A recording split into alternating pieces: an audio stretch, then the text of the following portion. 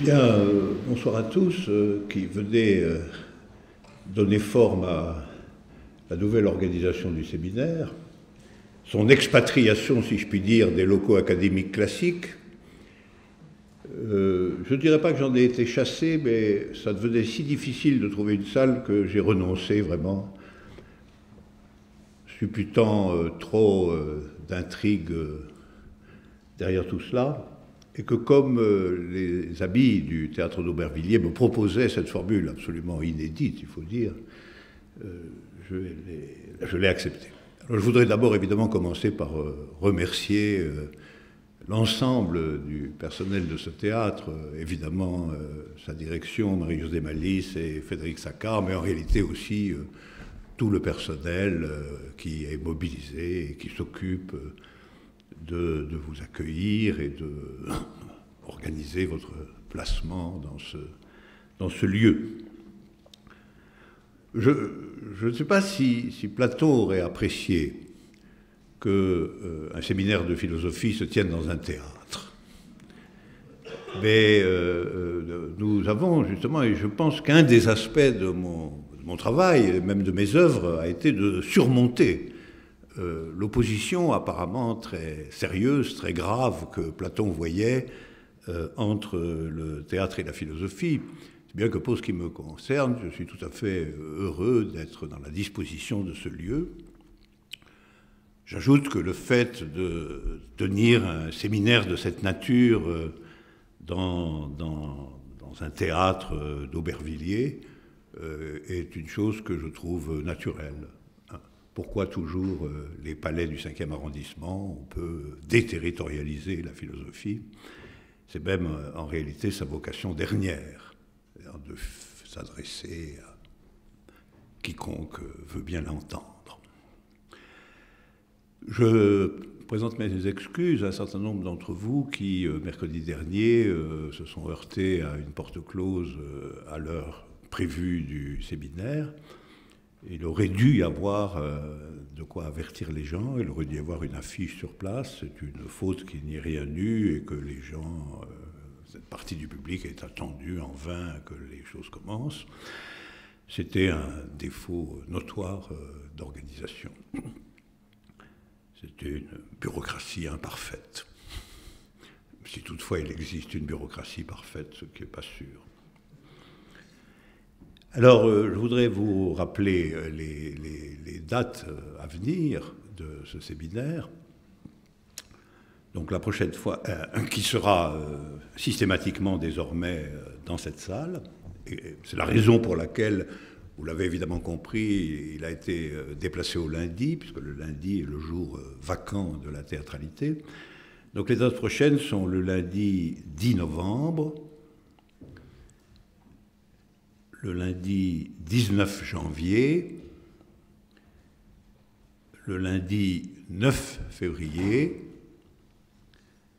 le lundi 16 mars, le lundi 6 avril, le lundi 18 mai et le lundi 8 juin. Alors, il se trouve, mais c'est pour des raisons empiriques, qu'il vous est en un certain sens beaucoup demandé. Déjà aujourd'hui, c'est en plein cœur des vacances d'hiver, les vacances de la Toussaint, les vacances d'automne. Le 10 novembre sera au milieu du pont du 11 novembre, exactement au milieu. Et le 6 avril n'est autre que le lundi de Pâques. C'est tout de même un peu provocateur, mais c'est vraiment un agencement qui s'est décidé par discussion avec le théâtre. Et puis, ma foi, c'est comme ça. Éventuellement, s'il apparaissait que trop d'entre vous sont absents à telle ou telle date, on ferait comme on l'a fait autrefois, c'est-à-dire un séminaire un peu particulier, qui n'est pas dans la continuation des autres.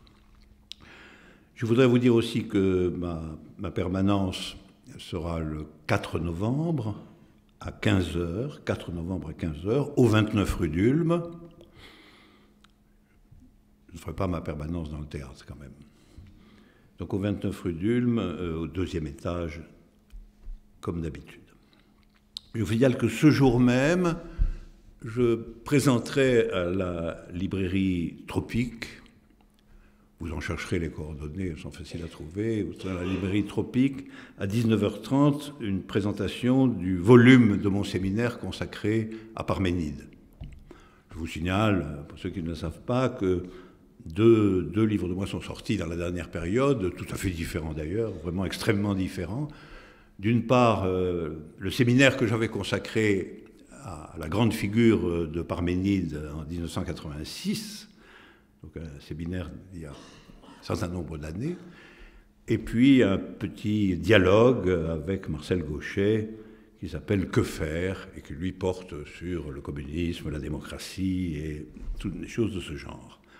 Alors que celui sur Parménide porte réellement sur la question de l'être, de la question de l'être, telle que, d'une certaine manière, Parménide en est la figuration la plus originaire. Voilà. Alors, maintenant, nous allons entrer dans le vif du sujet, qui est que ce soir, nous avons un invité.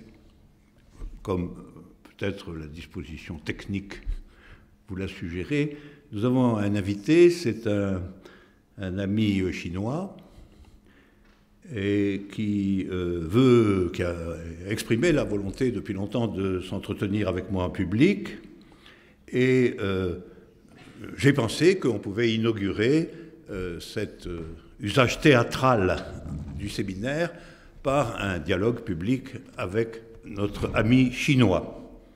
Bonsoir. Il n'a pas l'air chinois, comme vous le remarquez, mais c'est bien la preuve que vous êtes victime des illusions identitaires. Les Chinois peuvent être extrêmement variés, c'est vrai. Et il n'y a pas de stéréotype du chinois. Les temps sont révolus, on disait les jaunes.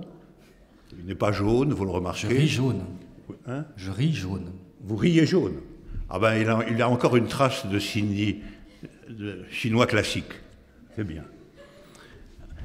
Alors, je pense que c'est lui qui veut prendre la parole en premier et je la lui laisse. Cher Alain, moi j'ai pris quelques notes sur le séminaire précédent. Donc je suis un chinois très classique et je vais commencer dans le vif en ce qui vous concerne, vous et vos relations à la Chine. Et donc j'aimerais vous demander quand et dans quelles conditions en êtes-vous venu à lire des écrits de Mao Tse-tung, car ce n'est tout de même pas banal ça, Mao Tse-tung, pour un philosophe français.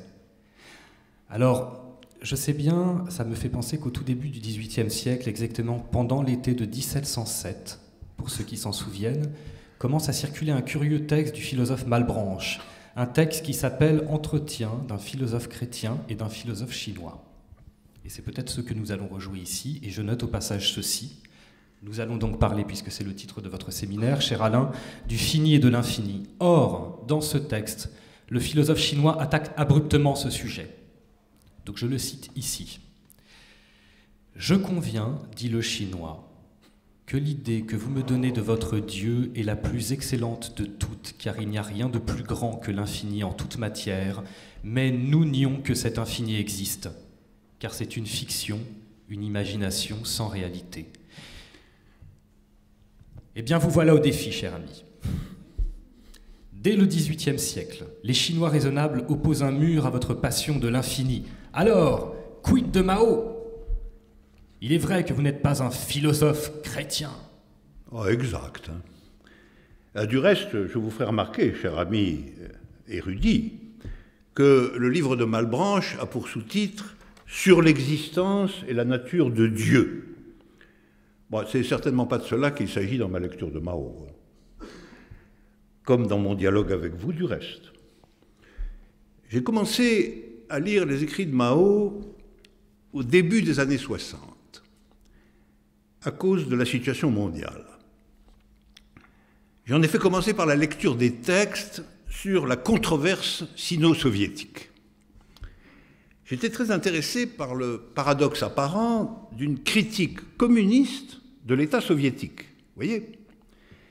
Et je n'avais jamais été tenté par le communisme stalinien, ni par l'URSS, ni par le révisionnisme de Khrouchtchev. L'un me paraissait peut-être trop dur et l'autre trop mou. Et je n'ai jamais été membre du Parti communiste français non plus.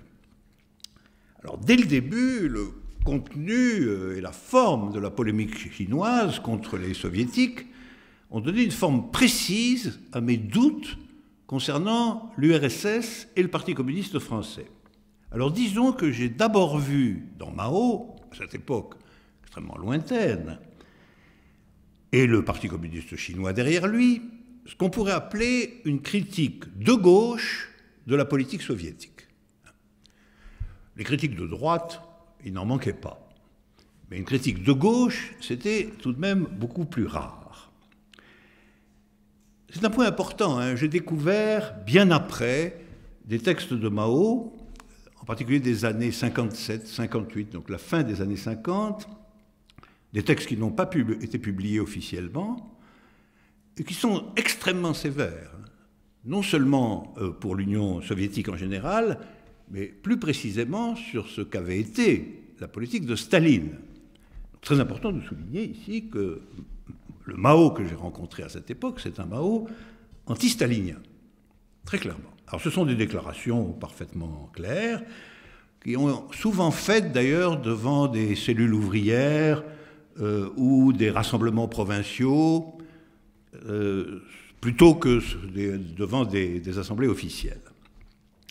Alors ça se rapporte à notre problème, à notre problème ici dans le séminaire, parce que les grands griefs de Mao contre Staline sont les suivants. Staline méprise les paysans. Ça, c'est un thème qui revient constamment sous la plume de Mao. Le mépris complet dans lequel Staline tient les paysans qu'il considère ou qu'il traite comme une force de travail anonyme. Et le deuxième point, c'est que pour Mao, la vision de Staline n'est pas dialectique. Donc, mépris des paysans, absence de dialectique. Ce qui peut se dire, dans le langage que nous employons ici, que Staline est complètement dans la finitude, dans le court terme, dans la préservation violente de l'État soviétique tel qu'il est.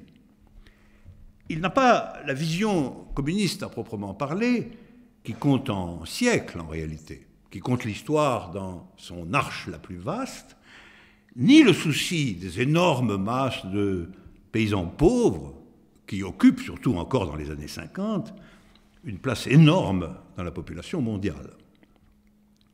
Au fond, pour Mao, Staline a une pensée étroite. C'est bien ça qu'il faut dire.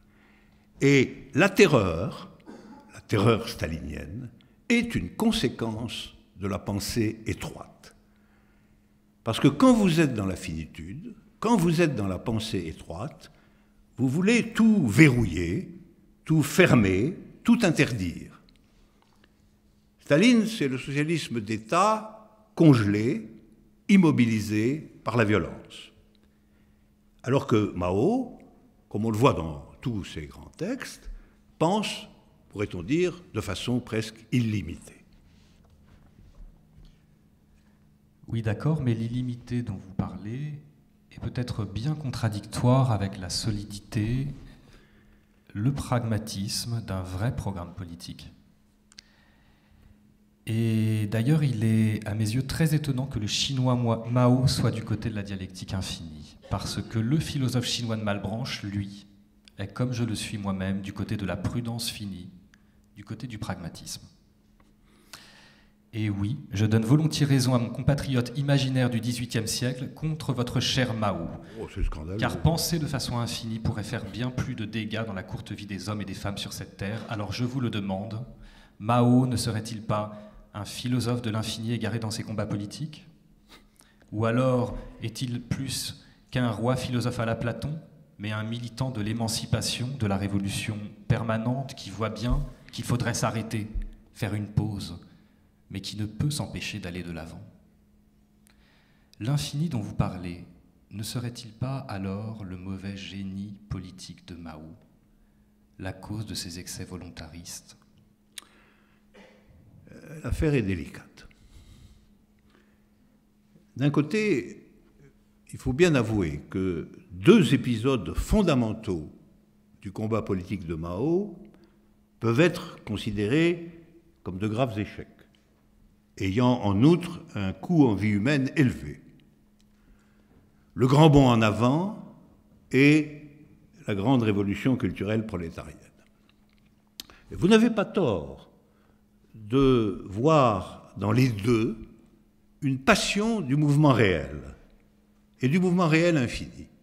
C'est vrai. Le grand bond en avant, à la fin des années 50, consiste à bousculer toutes les lois de l'économie classique en s'engageant dans une accumulation qui repose principalement sur l'énergie populaire et non sur la seule mécanisation du travail. C'est quelque chose qui est tout à fait différent du tracteur de Staline. Il s'agit de compter sur ses propres forces et ne plus être prisonnier du grand frère soviétique, fort encombrant dans ces années 50. Alors la révolution culturelle dans les années 60 et 70 consiste à engager avec les jeunes et avec les ouvriers un mouvement qu'on peut dire réellement communiste, un bond en avant collectif, au besoin contre l'État socialiste lui-même, contre les caciques du parti qui se dit communiste, mais qui, aux yeux de Mao, ne l'est plus ou ne l'est plus guère. Alors, c'est donc en effet toujours le mouvement illimité, enraciné dans la mobilisation de masse, contre la routine pesante et en effet très souvent terroriste de la bureaucratie installée. Alors, vous pouvez en effet dire c'est le sujet infini contre les individus finis. Et les risques sont énormes, c'est exact. Mais, d'un autre côté, ces deux épisodes prouvent la volonté de Mao de trouver des moyens nouveaux pour avancer réellement, et non pas abstraitement, vers une autre forme de société, vers un communisme réel. Ce sont des expérimentations. Au fond, c'est ce qui n'a jamais existé avant Mao, ni à vrai dire après lui, à savoir une politique communiste dans un État socialiste. Alors la différence entre communisme et socialisme est ici capitale. Mao, au fond, voulait la révolution communiste dans l'État socialiste. Il devait donc toujours créer du nouveau, avancer, essayer. Parce que le communisme, c'est exactement l'infini politique dont la finitude de l'État, y compris dans sa brutalité, est à elle seule incapable. Je vous ai bien répondu ? Mais oui, mais donc nous allons prendre une autre de vos idoles, Stéphane Mallarmé. Lui aussi Mallarmé a parlé de l'infini. Et oui. Et il a dit une phrase très chinoise. Il a dit « l'infini sort du hasard ». Et il parle aussi d'une borne imposée à l'infini. Donc le poète, en somme, limite l'infini du côté de sa naissance par le hasard, du côté de ses effets par la borne qu'est le monde réel. Donc on peut dire Mao va de l'avant, Mallarmé sait qu'il faut s'arrêter. Oui, mais Mallarmé n'a pas réussi à écrire ce qu'il appelait son livre, qui aurait été la victoire de la poésie contre le langage ordinaire, ce langage faible que Mallarmé appelle l'universel reportage. Et Mao n'a pas réussi à faire triompher la ligne communiste contre le retour au capitalisme. Ni la poésie, ni le communisme n'ont pu devenir dominants. Et cette double défection est peut-être le bilan le plus important des temps modernes. Ce qu'il a emporté, provisoirement, c'est d'un côté la langue vulgaire de la propagande, de la publicité et des médias, et de l'autre, la politique du capitalisme impérial. Dans les deux cas, je le dirais comme cela, l'infini n'a pas été délivré. Nous sommes restés prisonniers de la finitude, tant dans le langage que dans l'économie collective. Alors nous devons méditer ces échecs pour engager le nouveau combat conjoint de la poésie et du communisme. Comme vous le savez, Mao était aussi un grand poète chinois. Mais vous pourriez être plus emphatique, vous pourriez donner libre cours au culte de la personnalité. On sait bien, Alain, que vous aviez comme mot d'ordre Marx, Engels, Lénine et Mao, vive la Révolution. Alors dites-nous carrément ici, Mao est le sujet le plus fidèle, celui qui a atteint dans la direction de l'infini le plus haut niveau subjectif en ce qui concerne les luttes politiques pour l'égalité des êtres humains. Mao serait alors le symbole d'une position subjective au-delà de la finitude, qui ne peut être atteinte par un sujet ordinaire. Oui, vous me tirez du côté du culte, là, tout de même. Mao, à mon sens, ça n'est que le nom propre associé à la dernière grande tentative de politique égalitaire. Et donc à la dernière tentative d'envergure historique de faire venir l'infini dans l'immanence d'une vérité au travail. Au fond, il est un des très grands noms historiques de la longue et violente histoire de cette tentative. Il vient après Spartacus, après Thomas Müntzer, après Robespierre, après Toussaint Louverture, après Marx, Lénine et quelques autres. Cette histoire continuera et elle n'a aucun sommet définitif. Pour le moment, Mao est ce dont nous devons repartir. Et cela pour une raison simple. Il a posé le problème du rapport entre État socialiste d'un côté, mouvement politique communiste de l'autre. Il a lancé une révolution à l'intérieur d'un État qui venait lui-même d'une révolution. Pour reprendre une expression de Régis Debray, quand il était encore avec Castro et Guevara un militant révolutionnaire, dont il s'est fatigué, Mao a proposé une révolution dans la révolution socialiste. Il est le premier à penser que l'État n'est pas la solution communiste, seulement un nouveau contexte pour cette solution et pour cette révolution. Au fond, la formule essentielle de la pensée de Mao, c'est « sans mouvement communiste, pas de communisme ». L'État n'y suffit pas, n'est-ce pas? L'État n'y suffira jamais.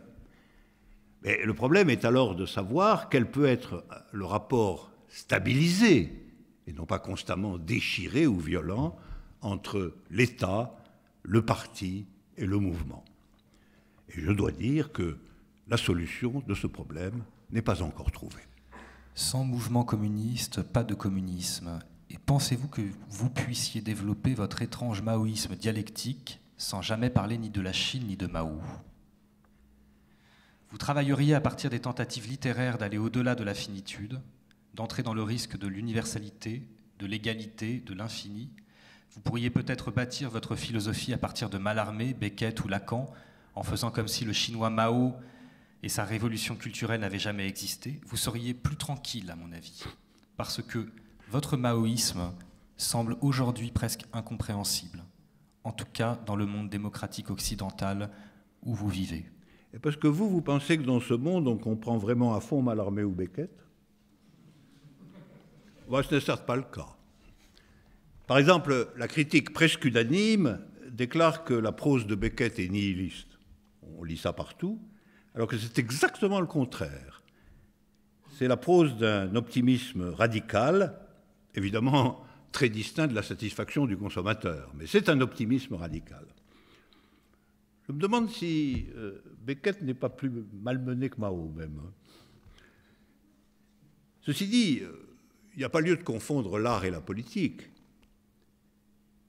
Mallarmé et Beckett sont des génies de la poésie et de la prose, et même s'ils peuvent inspirer le philosophe, ils ne sont pas des inventeurs politiques. Lacan est un génie de la psychanalyse, mais la psychanalyse n'est pas la politique. La politique est une pensée et une pratique tout à fait singulière, ce qu'on sous-estime souvent quand on la réduit à autre chose qu'elle-même.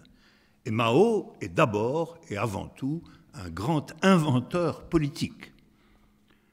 Alors évidemment, le philosophe que je suis cherche des concepts comme événement, fidélité, générique, sujet, vérité, immanence, infini, éternité, qui peuvent servir à penser les arts, les politiques, les sciences. Mais ce n'est pas parce que les concepts philosophiques peuvent intervenir partout à un grand niveau de généralité que les domaines comme l'art, la politique ou la science sont unifiés. Au contraire, la philosophie cherche aussi à penser la différence des domaines. La philosophie propose à la fois des concepts généraux, disons-le de manière pédante, des concepts ontologiques, et des concepts différentiels, propres à chaque procédure de vérité. Des concepts qui sont des concepts pour l'art, des concepts pour la science, des concepts pour la politique. Mais en citant des slogans tirés de Mao, vous situez-vous dans le registre du discours philosophique véritablement, ou s'agit-il d'un usage stratégique dans la vision d'une sorte de mobilisation militaire? Vous me faites peur, là. Quand je suis philosophe, je cite des énoncés et non des slogans théoriques de Mao. Après tout, Mao est aussi philosophe. Il a renouvelé de la vie générale la dialectique, la théorie de la contradiction. Des grands penseurs et artistes comme Althusser ou Brecht ont très tôt remarqué la profondeur et la nouveauté d'un texte comme de la contradiction. Par ailleurs, quand je suis militant politique, que je travaille du côté des ouvriers de provenance étrangère, des jeunes, des résidents des foyers, il arrive que la situation nous invite à nous servir de certains grands mots d'ordre de Mao pour inventer nos propres mots d'ordre. Qu'est-ce que vous objectez à cela? En fait, je n'objecte rien, mais vraiment, en fait, je ne comprends pas en fait, comment on peut être maoïste dans le sens strict du terme en 2014. Est-ce que cela ne risque pas de vous donner l'air d'un ancien combattant ou d'un revenant? Aujourd'hui, après tout, vous n'avez pas tort. En un certain sens, maoïste ne veut rien dire. Ce mot a eu un sens dans les années 60 et 70, parce qu'il s'agissait de s'opposer à l'usage dégénéré que les dirigeants de l'URSS et du Parti communiste français faisaient des mots de la politique révolutionnaire.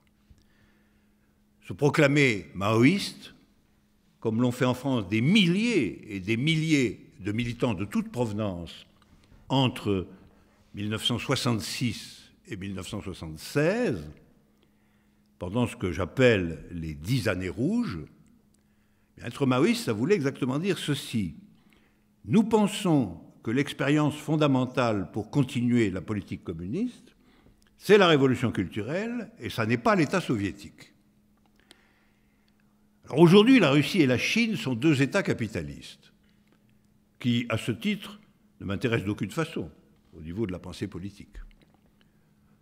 Mao est devenu simplement un des grands dirigeants politiques de l'histoire révolutionnaire. Il est à demi momifié, condamné, excommunié, comme peuvent l'être Robespierre ou Lénine.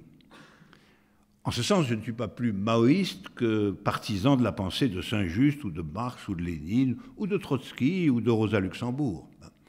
Simplement, Mao, c'est pour le moment le nom propre associé à la dernière grande expérience historique, celle qui a tenté d'orienter de façon révolutionnaire la situation vers le communisme par une action de masse à l'intérieur de l'État socialiste.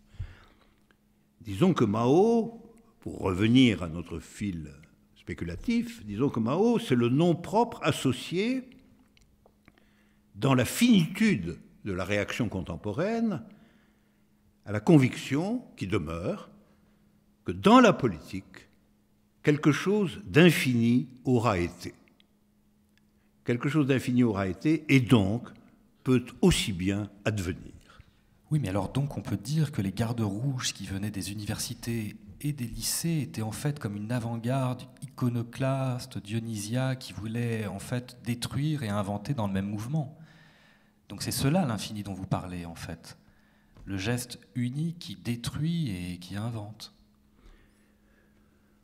Les gardes rouges, n'est-ce pas, n'ont été qu'une composante de la révolution culturelle.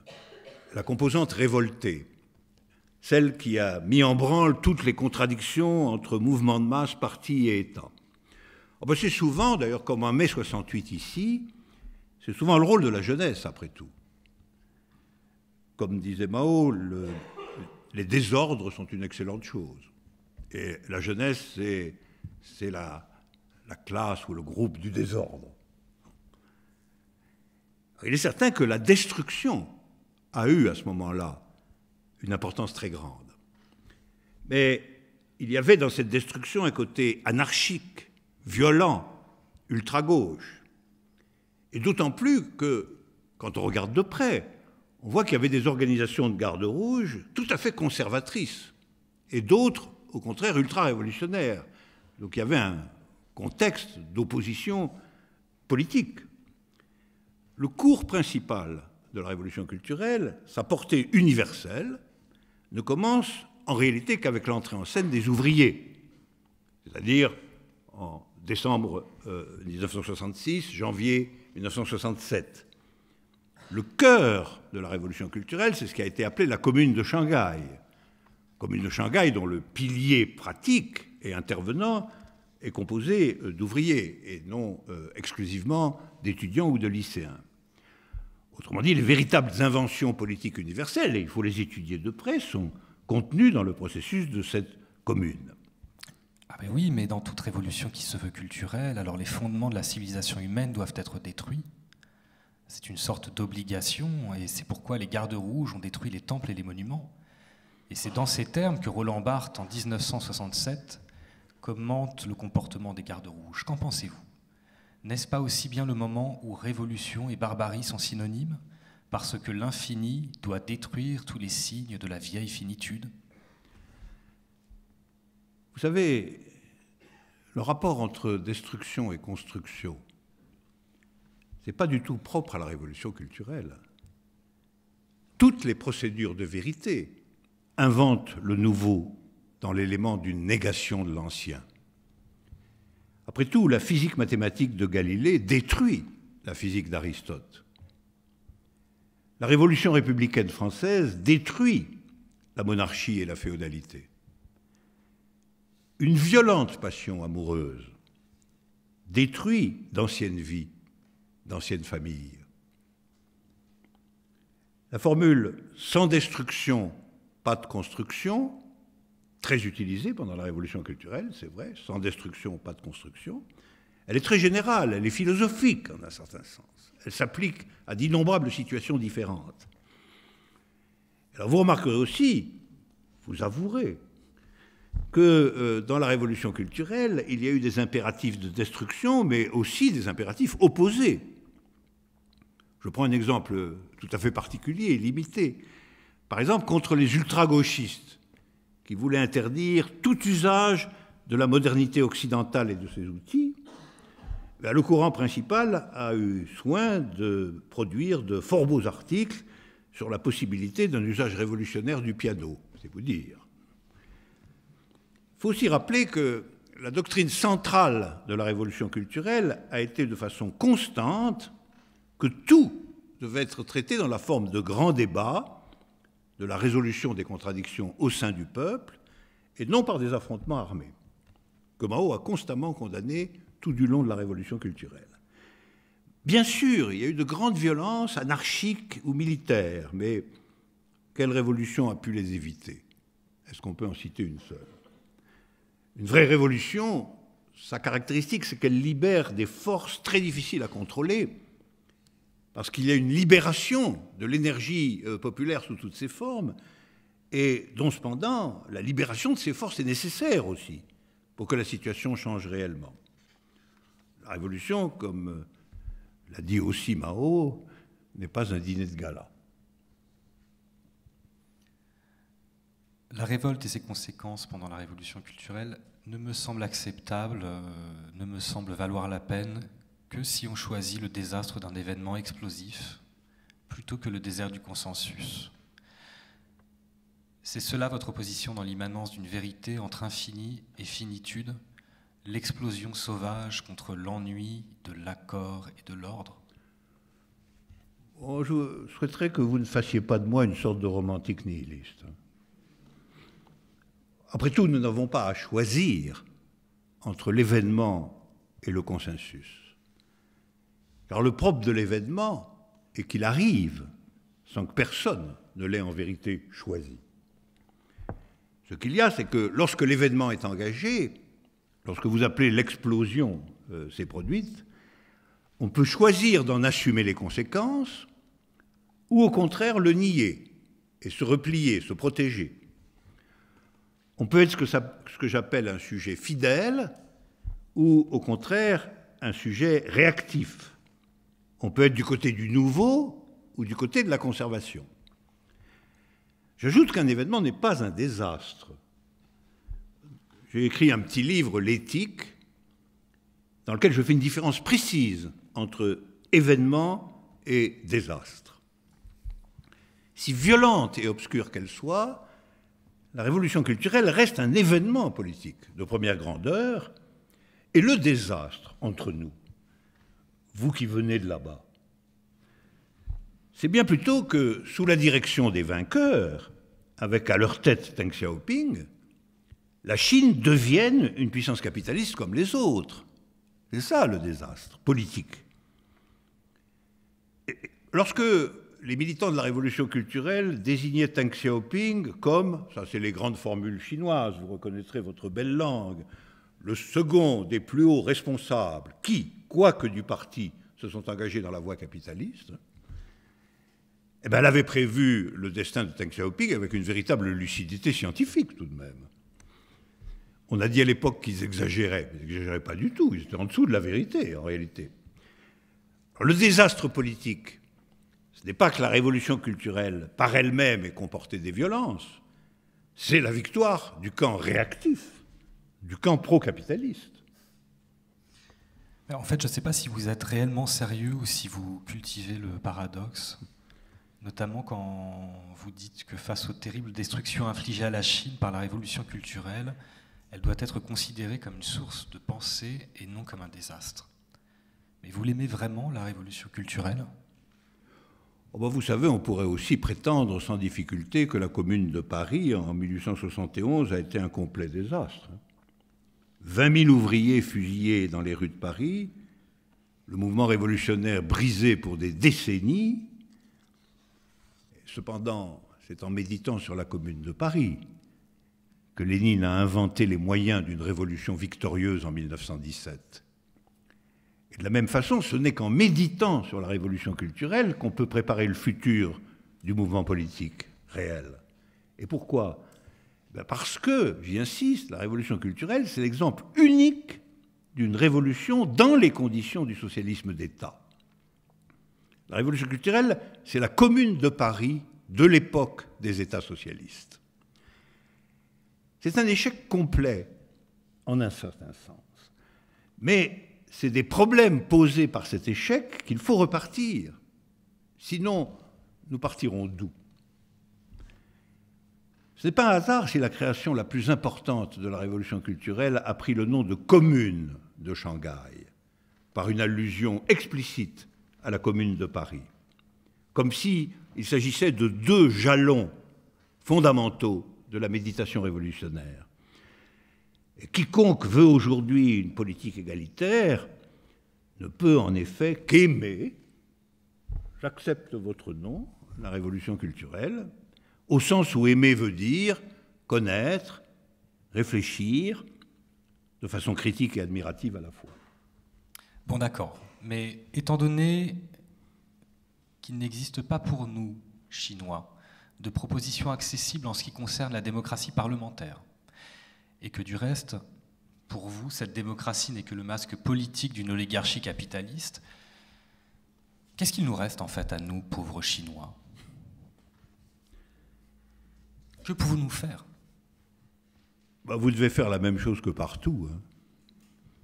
Je sais bien que les Chinois ont tendance à considérer que la Chine est un monde à elle toute seule, mais il faut aussi que l'internationalisme pénètre votre pays. Tout est mondial aujourd'hui. Tout est mondial. Il faut restaurer l'idée communiste en faisant le bilan du passé. Et dans ce cadre partagé, qui va fixer l'horizon d'infinité de la vérité politique, eh bien, les intellectuels progressistes, les artistes créateurs, les ouvriers révoltés, les paysans expropriés, les employés en proie à un travail mécanisé et stressant, les chômeurs, les jeunes des universités, les jeunes des grandes cités doivent unir leurs actions d'une façon ou d'une autre et ne pas rester indéfiniment dispersés et revendicatifs, chacun dans son domaine. Et ils doivent inventer, ce faisant, les mots d'ordre d'une politique nouvelle, et ils doivent donc remettre en route le mouvement historique là où il s'est arrêté. Et nous savons bien tous que le mouvement historique ainsi conçu s'est arrêté durant les années 80 du dernier siècle. C'est à cette interruption qu'il faut mettre fin. Et si la corruption d'un parti ou d'un pays est la même que la corruption d'un sujet, pensez-vous, dans la raideur morale de votre lutte contre la finitude, qu'un individu commence à être corrompu dès qu'il cesse de vivre avec une grande idée de ce qu'il faut faire et se contente de suivre l'impératif « jouissez ». C'est bien l'impératif du jour. Mais sur ce point, nous devons distinguer entre individu et sujet. C'est très important. L'individu, que j'appelle aussi l'animal humain, agit en effet, c'est vrai, en fonction de ses appétits, de ses intérêts, de ce qu'il croit être bon pour lui. Le sujet, en revanche, et tout individu est capable de devenir sujet, agit pour s'incorporer à un processus de vérité, artistique, scientifique, politique ou amoureux, et il est ainsi en relation avec quelque chose d'universel, et c'est cela qui l'éloigne de la corruption. C'est l'universalité qui éloigne de la corruption, car la corruption, elle, est rivée à la particularité. Nous sommes tous, en tant qu'individus, des animaux captifs d'une certaine finitude. C'est bien vrai. Mais la corruption consiste à se vautrer dans la finitude, tout en niant qu'on puisse faire autre chose. La corruption peut être définie ainsi: la haine individuée de toute idée qui orienterait l'existence. En fait, et c'est particulièrement clair aujourd'hui, la corruption, c'est la victoire de la désorientation des existences. Mais alors, vu l'extension de la corruption aujourd'hui, que peut bien signifier le fameux mot d'ordre de Mao, fondement à ses yeux de toute vraie politique, avoir confiance dans les masses populaires ?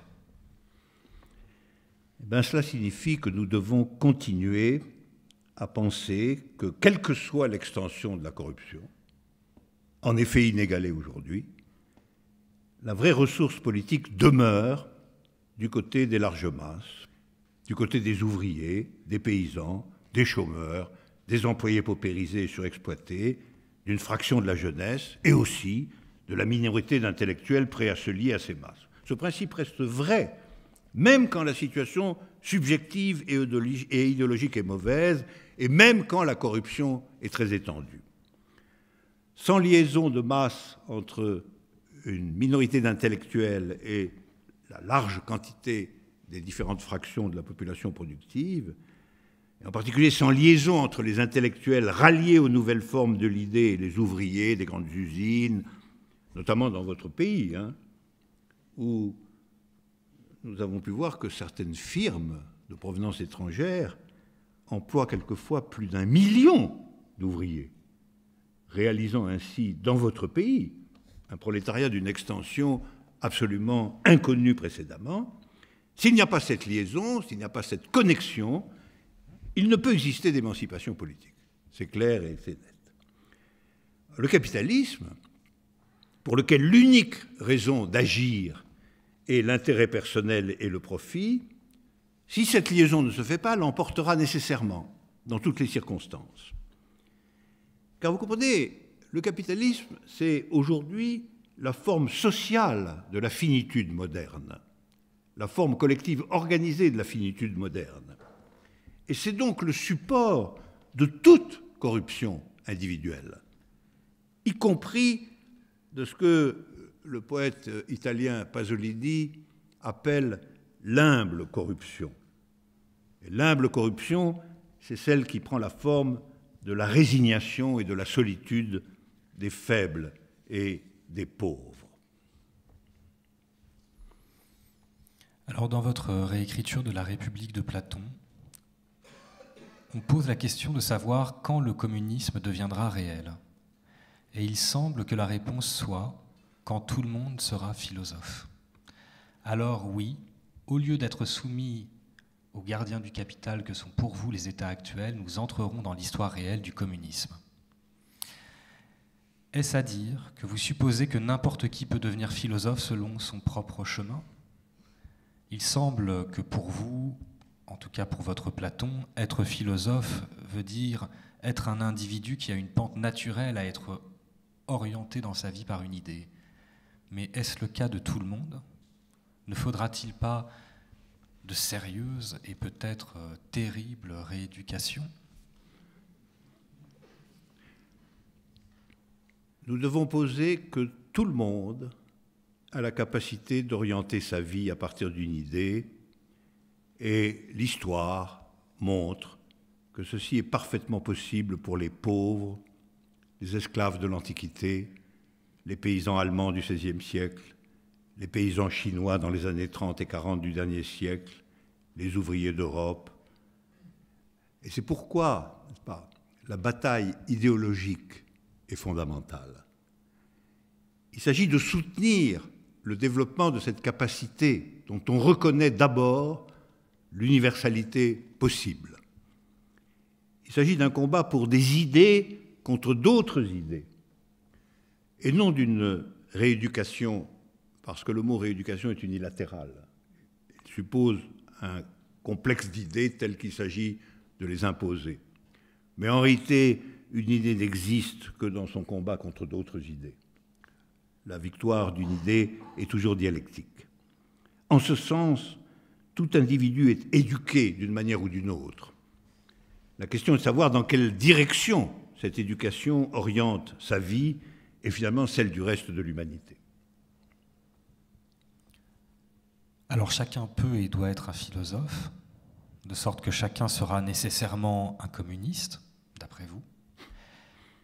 Mais l'art aussi est une condition de la philosophie.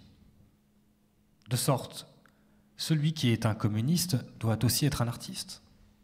Ou bien peut-être que les révolutionnaires sont tous en réalité des artistes ratés. Vous suivez là une pente qui est plutôt celle de la polémique d'extrême droite. Le révolutionnaire comme artiste raté, c'est une vieille figure.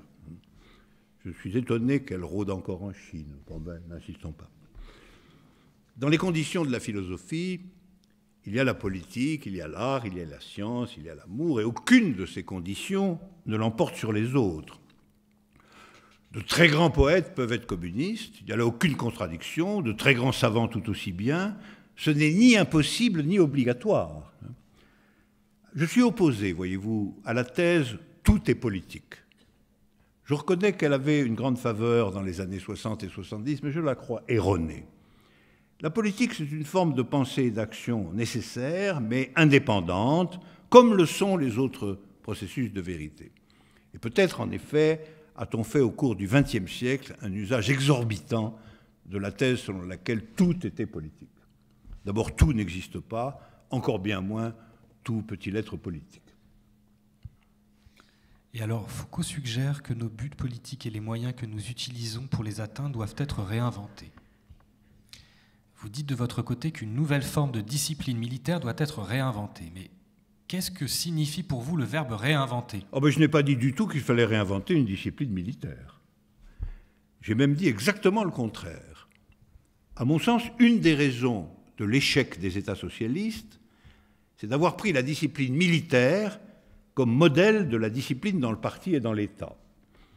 Je pense que nous devons inventer une nouvelle forme de discipline, oui, dont le modèle serait plutôt la science que l'armée. Après tout, un mathématicien est soumis, quand il cherche une démonstration, à une discipline qui est à la fois très rigoureuse, volontairement acceptée, et qui est récompensée par la joie intellectuelle immense que donne de comprendre ce qu'avant on ne comprenait pas. C'est dans cette direction qu'il faut inventer une nouvelle discipline politique, qui sera une discipline de la vérité et non pas une discipline de l'obéissance. On pourrait dire aussi, ce qu'il nous faut inventer, c'est une discipline de l'infini. Mais avons-nous encore besoin, pour répondre à ce que vous considérez comme le désastre de notre matérialisme démocratique, de la dialectique entre vertu et terreur? Devons-nous imposer, pour survivre, de nouvelles disciplines? Vous n'arrêtez pas de parler de discipline. Oh, ben vous savez, je ne suis ni ignorant ni insensible en ce qui concerne la terreur révolutionnaire, sous Robespierre, comme sous Staline. J'ai écrit un long texte sur la terreur, où je montre pourquoi elle a surgi, pourquoi tant de gens ont pu la penser nécessaire, et comment une orientation politique différente peut en tout cas la limiter. Si on appelle vertu, un vieux mot, mais si on appelle vertu le désir d'orienter sa vie à partir d'une idée, plutôt qu'à partir des intérêts privés, alors la vertu est évidemment nécessaire pour être militant d'une politique nouvelle. Et elle est non pas le complément de la terreur. Le choix n'est pas terreur et vertu, elle est son contraire. D'un point de vue philosophique, la terreur peut être considérée comme le moyen de s'installer dans une vision infinie quand la vertu est absente. C'est exactement ce que dit Saint-Just pendant la Révolution française. La nécessité de la terreur résulte exclusivement de la faiblesse de la vertu, c'est-à-dire de la faiblesse de l'unité collective sous le signe d'une idée partagée. Alors, évidemment, travailler au développement de la vertu, ce n'est pas du tout une question morale, ce n'est pas une moralisation. Travailler au développement de la vertu, et donc de l'orientation partagée par l'idée, c'est en réalité le moyen principal de lutter simultanément et contre la corruption et contre la terreur, contre les deux. Et alors, à propos de travailler à l'extension infinie de l'idée, je vous propose un défi. Un petit jeu. Alors, est-ce que vous pourriez expliquer ici votre thèse selon laquelle les mathématiques sont l'ontologie, la science de l'être en tant qu'être? Ah ben ça, c'est extrêmement simple, alors. Ontologie veut dire science de l'être comme tel, c'est-à-dire science de tout ce que les objets existants, de tous les objets existants ou pensables, ont en commun. Alors je dis que ce qu'ils ont en commun, une fois enlevées toutes leurs qualités particulières, toutes les coloris, les variétés, les nuances, les espèces, les genres, etc., ce qu'ils ont en commun, c'est d'être des multiplicités, des compositions. Voilà. Et comme la science pure du multiple, qu'il soit fini ou infini, ce sont les mathématiques, je pose comme conclusion évidente que l'ontologie, c'est-à-dire la science du multiple en tant que telle, sans autre considération, historiquement, ce sont les mathématiques. Et dans votre réécriture de la République de Platon, vous appelez votre communisme, celui de Platon, la 5e politique. Il viendra en effet après les régimes d'État militaires, oligarchiques, démocratiques et tyranniques. Est-ce que l'écologie sera un enjeu central pour cette 5e politique? Ou est-ce au contraire un nouvel équilibre écologique qui est une sorte de précondition pour le communisme? Ben vous voyez, je pense que l'écologie peut parfaitement être intégrée au capitalisme dominant. Parce que le capitalisme admet un rapport tout à fait variable avec la nature. Il peut la dévaster, et il le fait, sans merci, mais il peut aussi transformer en marché la protection de la nature. Rien ne s'y oppose, et il le fait aussi. Fabriquer des éoliennes, de nouvelles centrales électriques, sécuriser, des véhicules qui consomment moins d'énergie, des maisons mieux isolées, des plantations moins porteuses de pollution. Pourquoi le capitalisme en serait-il incapable? Qu'est-ce qui, dans son essence même, l'en rend incapable? Nombre d'écologistes soulignent aujourd'hui qu'une orientation de la production des biens dans la direction d'un développement durable peut sauver et non accabler le capitalisme, qu'elle peut créer des quantités d'emplois sans remettre en question la propriété privée, et c'est très juste. Le capitalisme peut parfaitement vendre tous les moyens de protéger la nature. Il peut même y avoir là des marchés où les produits sont à très forte valeur ajoutée, d'excellents produits, véritablement. Une nouvelle gamme, comme on dit pour les voitures. C'est pourquoi l'écologie n'est pas une vraie contradiction politique. Il y a une écologie de droite, finalement peu différente aujourd'hui de l'écologie de gauche. Le problème fondamental de la politique, c'est la forme générale de la relation entre les hommes. En particulier, l'abolition d'un pouvoir, d'une oligarchie restreinte, la fin du pouvoir total sur l'ensemble des relations sociales de la propriété privée. Et ce n'est pas la question du rapport avec la nature, si importante que soit cette question. Elle est subordonnée. Moi, ma maxime serait « sauver d'abord le collectif humain, la nature suivra ». Oui, d'accord, mais pourquoi est-ce que vous ne faites aucun usage de votre droit de vote en France? N'est-ce pas mépriser une chance que beaucoup de peuples envient et désirent? Après l'écologie, le droit de vote. Ceux qui vivent dans le système d'État occidental savent ce qu'on peut en attendre mieux que ceux qui en ont une image propagandiste éloignée. Je pense que le livre vote reste encore pour un nombre de Chinois comme une sorte de vision lointaine. Alors nous savons en Europe ou en Amérique, nous voyons tous les jours que la démocratie parlementaire n'est que le système politique le mieux approprié au complet développement du capitalisme. À ma connaissance, les pays capitalistes avancés, ceux qui sont le haut du pavé, sont tous appropriés à un régime parlementaire, électoral et libéral. Même la Chine finira par organiser des élections libres. J'en fais le pari ici même. Quand l'oligarchie chinoise sera sûre, comme l'ont été en leur temps les oligarchies anglaises, puis françaises, puis allemandes, quand l'oligarchie chinoise sera sûre que les élections ne changent rien d'important. C'est l'arriération de la Chine de ne pas s'en être encore pénétrée. Dans un pays comme la France, voter, c'est seulement dire qu'on est d'accord, au fond, avec le système économico-politique. Or, justement, je ne suis pas d'accord.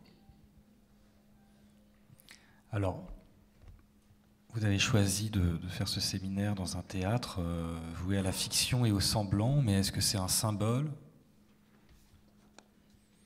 Est-ce que le discours de l'université serait devenu un élément négatif pour la lutte politique orientée vers l'infini de l'égalité?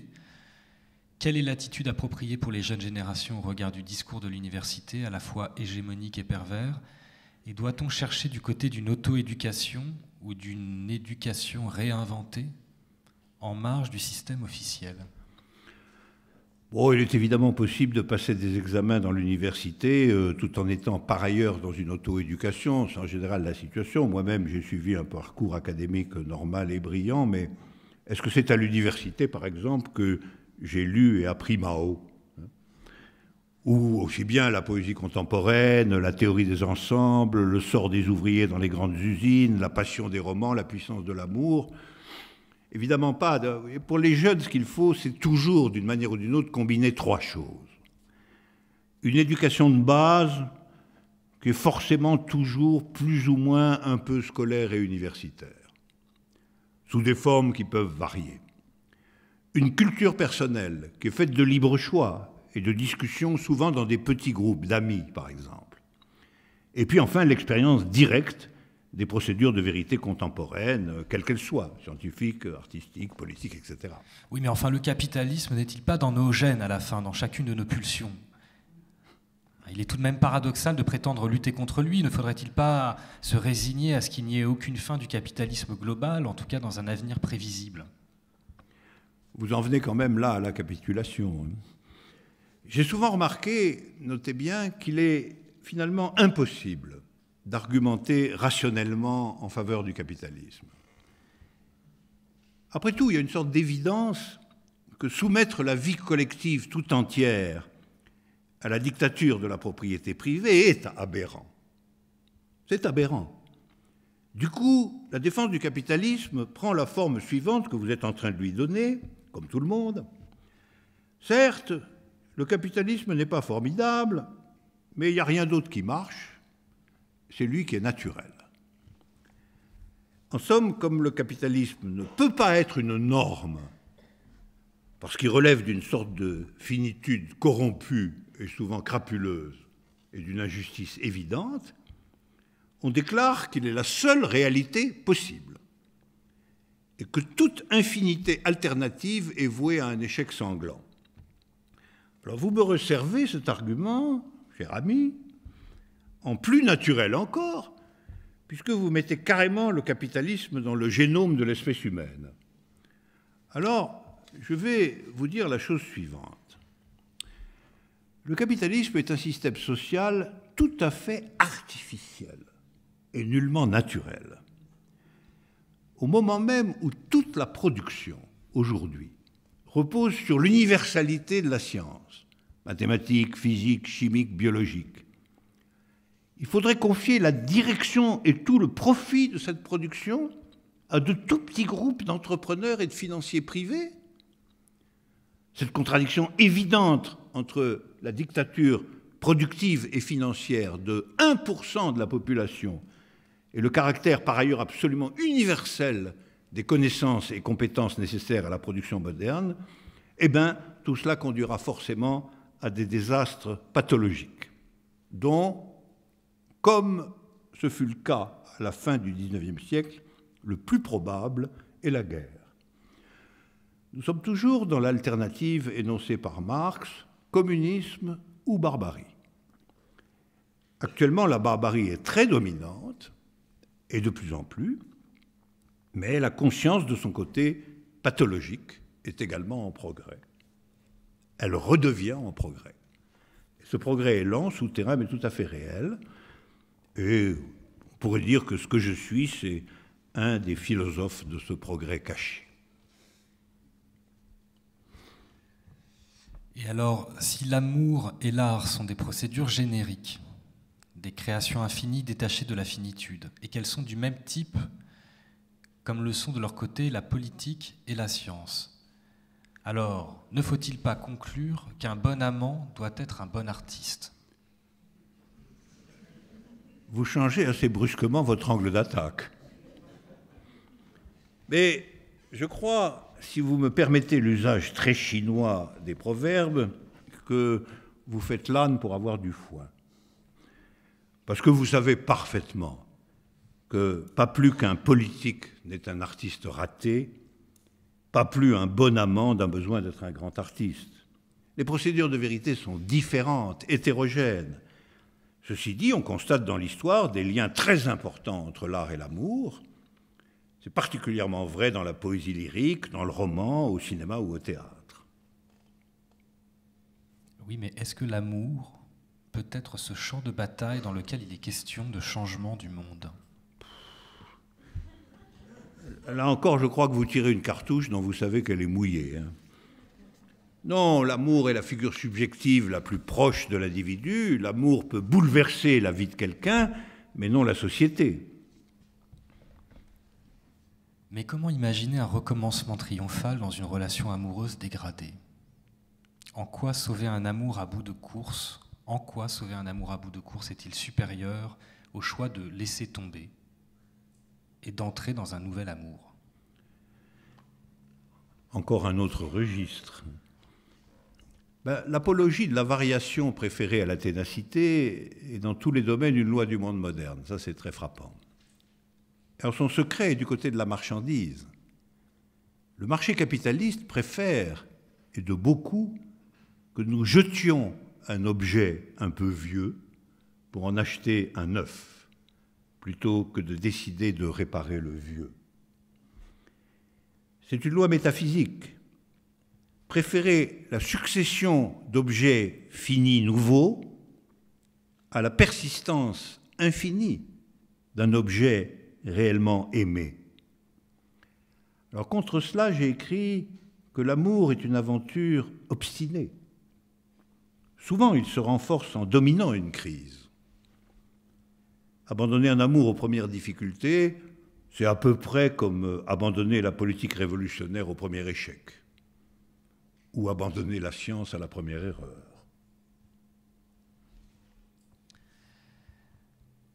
Alors si on terminait par des rapides questions concrètes. Oh là, je me méfie beaucoup du concret, hein, moi.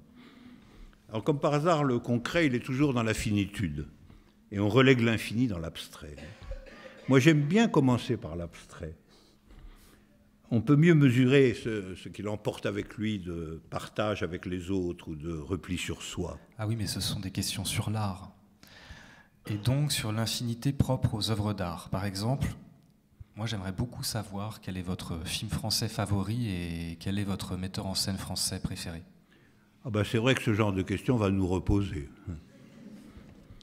Alors, les deux films français que je désignerai pour votre question, ben, vous savez bien que c'est une fausse question, hein, sont Au hasard Balthazar de Robert Bresson et Playtime de Jacques Tati.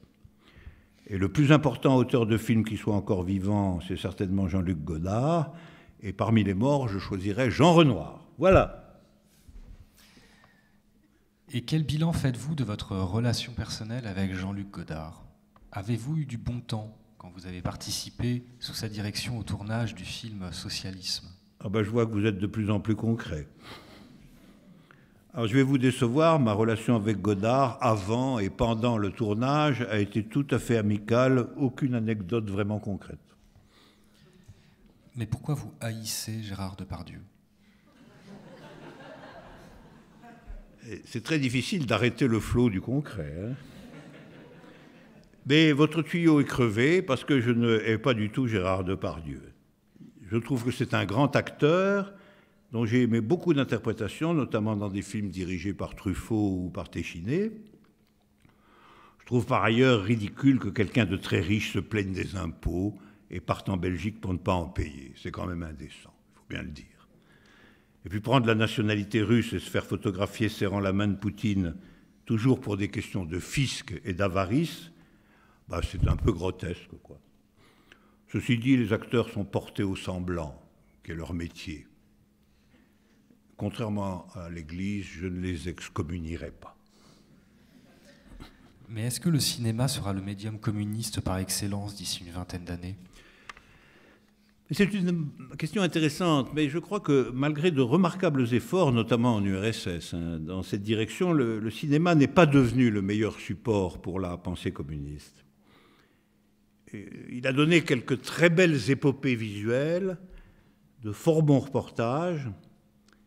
Pendant, il me semble que le théâtre a été supérieur avec les inventions de Brecht, ou même le roman, quand on le voit dans les meilleurs livres de Hanna Seghers, et surtout la poésie tout de même, avec Aragon, Éluard, Pablo Neruda, Nazim Hikmet, César Valliero et bien d'autres. C'est avéré l'art le plus capable de s'inscrire dans cette conjoncture historique. Bien sûr, il y a l'immense Eisenstein. Et alors, qu'est-ce que vous proposeriez à un touriste chinois visitant la France pour qu'il puisse être captivé par la tradition politique et culturelle française? Là, nous sommes au comble du concret. Alors, allez dans les banlieues ouvrières et à la sortie des usines d'automobiles, comme l'usine Renault de Flins. Allez au théâtre, où la production contemporaine est souvent très instructive, comme cette saison dans ce théâtre d'Aubervilliers. Lire quelques romans contemporains. S'informer de façon détaillée de la période qui va de 1965 à 1985, notamment dans ce qui s'est passé pendant ce temps-là dans la ville de Paris. Aller au mur des Fédérés pour rendre hommage à la Commune de Paris, tout en lisant une traduction en chinois du livre de Lissa Garay sur la dite commune. Se joindre, s'il le peut, votre touriste, à des cortèges de grévistes. Visiter sous la direction de militants quelques-uns des foyers où habitent des ouvriers de provenance africaine. Chercher les tentatives architecturales de logements populaires, celles notamment de Le Corbusier et de ses disciples. Jetez quand même un coup d'œil sur la grande galerie du Muséum d'histoire naturelle, une des réellement belles choses de Paris. et bien entendu venir suivre mon séminaire. En somme, cumuler quelques moyens intellectuels de plus pour, à son retour en Chine, préparer la deuxième révolution culturelle. Bon, vous remarquerez que pour le séminaire, c'est fait. Et je vous en remercie. J'ai apprécié vos réticences et vos objections. Comme l'a dit le président Mao, ne parler qu'avec qui on est déjà d'accord, c'est comme puiser de l'eau avec un seau troué. Je crois pas qu'il... Enfin, je me souviens pas qu'il ait dit ça. Aucune importance, il aurait pu le dire. Très bien. Alors, je raconterai à mon retour en Chine, non pas tout ce que vous venez de dire, mais tout ce que vous auriez pu dire. Alors. Ah ben parfait, envoyez-moi les notes. Hein. J'adorerais lire enfin tout ce que j'aurais pu dire et que je n'ai pas dit. Très bien, au revoir, cher monsieur, au revoir. Au revoir. Au revoir, cher monsieur.